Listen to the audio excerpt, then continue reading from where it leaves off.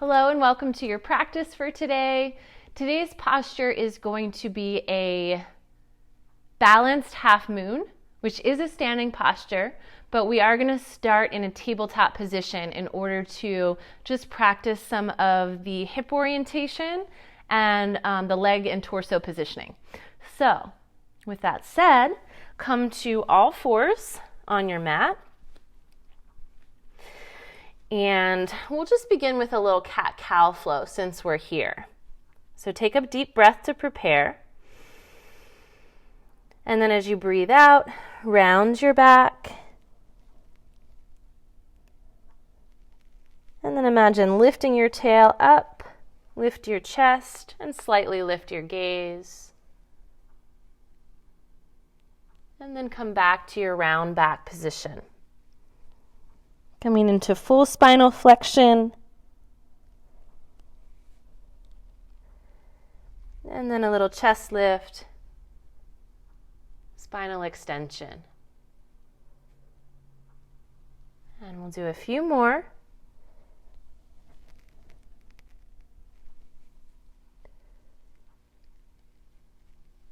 Breathing along with your movement.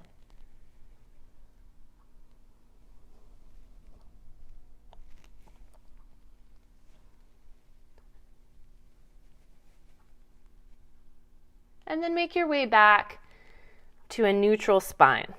So just the natural curves are present, your belly is engaged, and here we are in tabletop. We want to make sure we're not dropping into the back like this. We're also trying not to round the back too much. So you're not in cat or cow, just a nice long spine. And we're basically going to come into a kneeling version of our posture for today. So keep your right hand firmly on the ground and just keep your right knee on the ground, but just kick your right foot off to the side of the mat. It's kind of a funny little movement, but you'll see where we're going. Then take your left leg and stretch it all the way back to the back of your mat. And here you are in a sort of kickstanded side plank.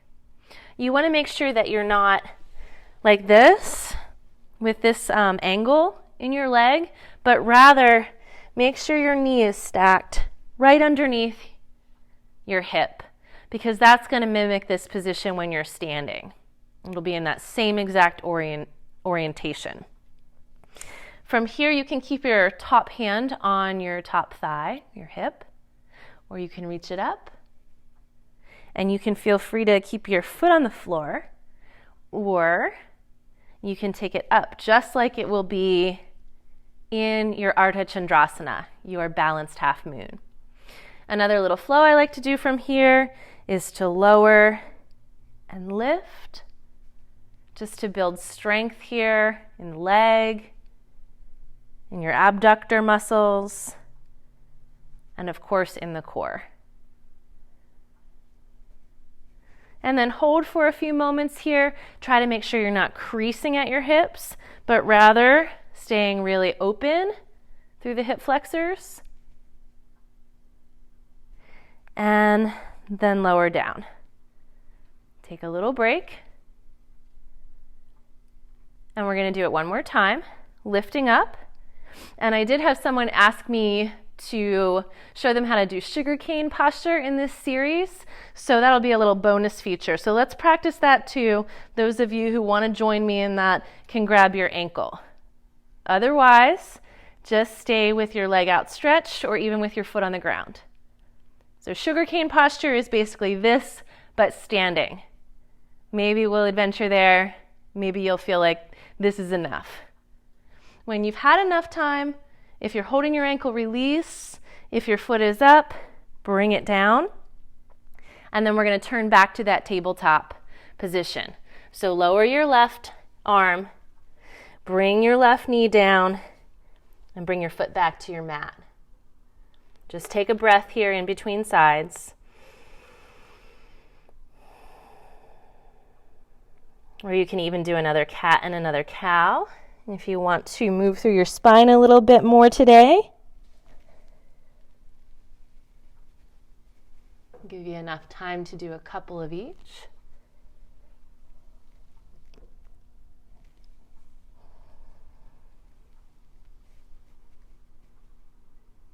And then we'll come back to that neutral spine.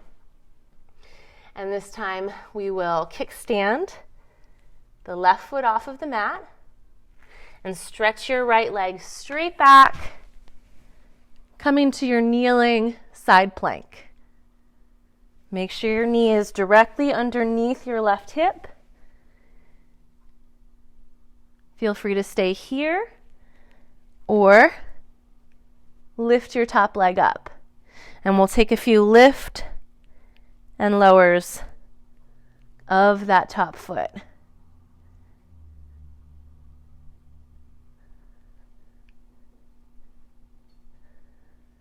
And then we'll lift and hold, really creating some muscle memory here so that this is a little easier to do when we're standing.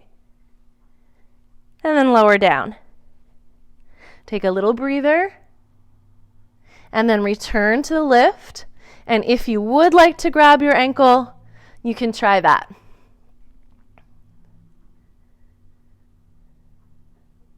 Try to stay pretty light on your bottom hand. Feel a little pressure into each finger pad and the heel of your hand. It's almost like you have a pea under your palm and you're trying not to squish it. When you've had enough, release your top leg, lower your foot to the ground, and turn your whole torso back so that your belly is facing the mat and you're back in that tabletop position. And just take a breath.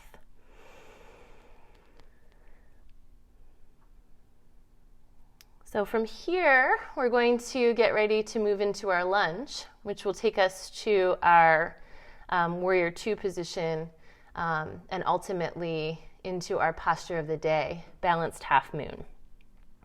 So from where you are, just begin to take your right foot forward. You can help it along a little bit with your own hand. And then tuck your back toes and lift up to your lunge. Then turn your back foot so that your toes are facing the long edge of your mat. Your left hip is externally rotated. And you can bring your right hand to your thigh or just kind of cartwheel up right from there, and you'll end up in your Warrior Two. Now, a couple things to make your life easier when exploring this balanced half moon posture. I like to have a shorter stance in my Warrior Two than normal. So if I'm usually about here in Warrior Two, I'm going to move my back foot forward or move my front foot backward a little so that I've got a much shorter stance. That's going to help this back leg feel lighter, and it'll give me a little less ground to cover when I make that shift into balance. So a much shorter stance than usual. If you were in a class doing this and you started in Warrior Two, you would just take a little shift forward to prepare. And then the other thing that is really going to help you in this one is a block. If you're not using a block, it's almost impossible to keep the shoulders at the same height as your hips, which is okay, but it's just a lot more supported and aligned if you do use a block. So I like to have a block at first on its highest setting, and I can always adjust from there. So I'm in my short stance, Warrior Two. I've got my block, and I'm just going to take myself halfway by coming into that side angle. Take a moment here, and I'm really trying to connect to my front foot, feeling a lot of weight pressing in, feeling really strong through the leg. And then I'm going to reach down for the block and make that big shift. It can be a little scary at first, but the most that's going to happen is, I'll show you, you're just going to kind of step back like that. It's not a frightening fall or anything. So you can move into this with confidence that you're going to be okay. Remember, it's yoga practice, not yoga perfect. So be prepared to take several times in and out, and don't beat yourself up at all if you don't stick the landing. So once again, come down, reach for your block, and start to lift your back leg up, finding some balance. Putting a lot of weight in your big toe side of your standing foot. there's a tendency to roll towards the lateral edge or the little toe side. Try not to do that. Make sure your back foot isn't floppy. Keep reaching out actively through it. And when you're ready to come out, you'll have a softer landing if you bend your front knee deeply and then come down.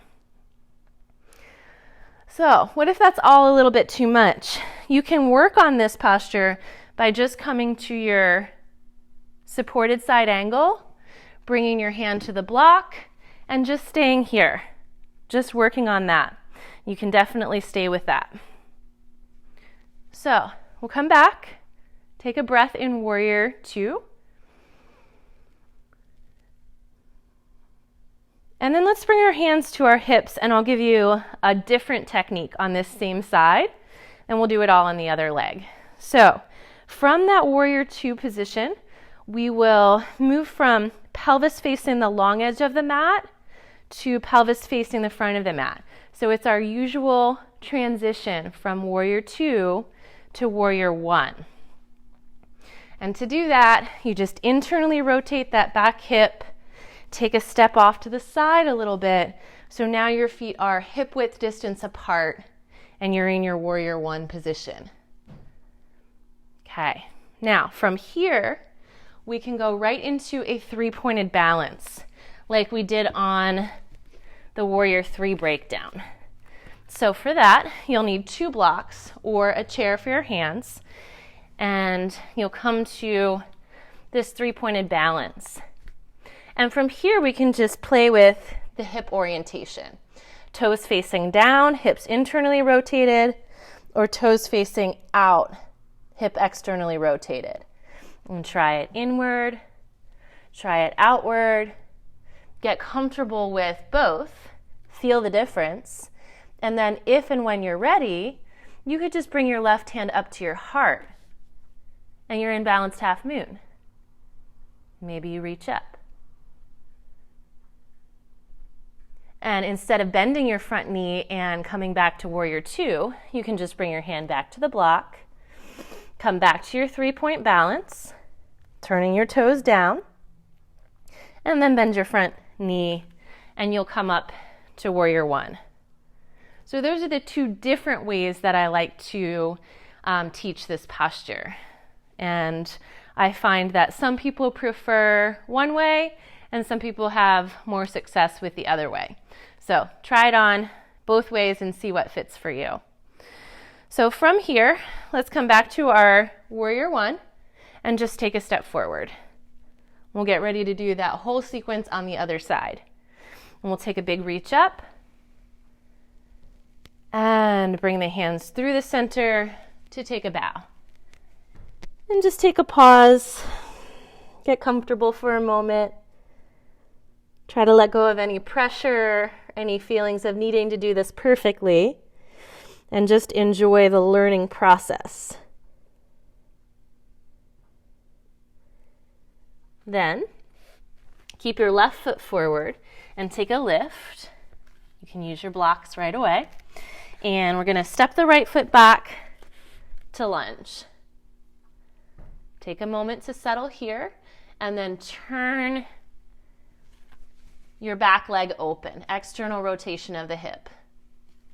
Your toes will point towards the long edge of the mat, and you can cartwheel up to your Warrior Two.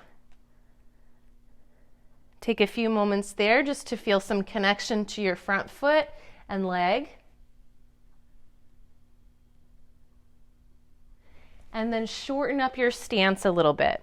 So you can just kind of walk the foot forward, heel toe, heel toe.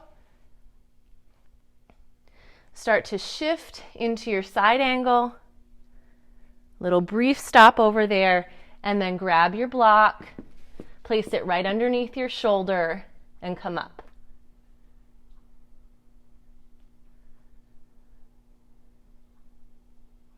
Now, I didn't show it on the other side, but for those that want to try sugarcane, it's just an ankle grab from here. So whoever requested that, here it is. And for the rest of us, when we're ready to come out, we bend the front knee and receive the weight of the body in the back foot softly, right back to warrior two.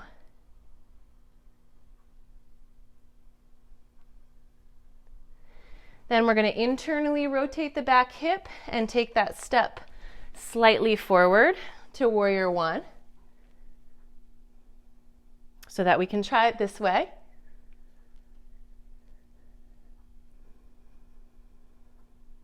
And when you feel ready, shift forward, straightening your front leg and coming to your three-pointed balance. The back is long in a tabletop position, not in a forward fold. And just keep those 3 points of contact as you try externally rotating your back hip and then turning back inward. Outward and inward. And then when you're in external rotation, you're feeling good. You can bring your right hand up to your heart or to your hip or into the air. Or even again to that sugarcane position.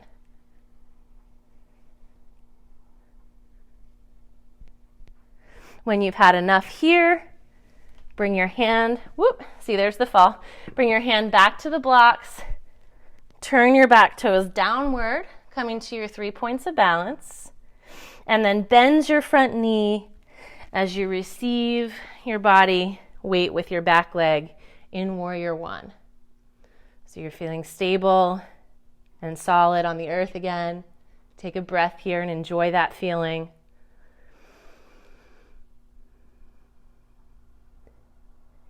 And then step back to the top of your mat, returning to mountain posture. So that is the pose breakdown of standing balanced half moon, or Ardha Chandrasana.